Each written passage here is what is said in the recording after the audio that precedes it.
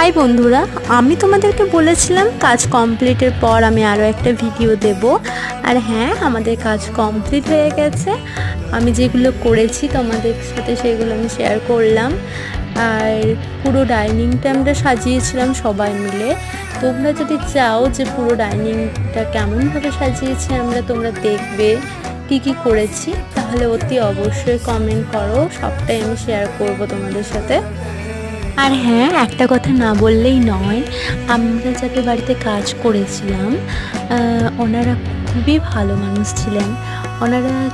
ওনাদের কোনো ডিমান্ডই ছিল না, ওনারা শুধু চেয়েছিলেন যেন ওনাদের বাড়িটা আমরা সুন্দরভাবে সাজিয়ে তুলি।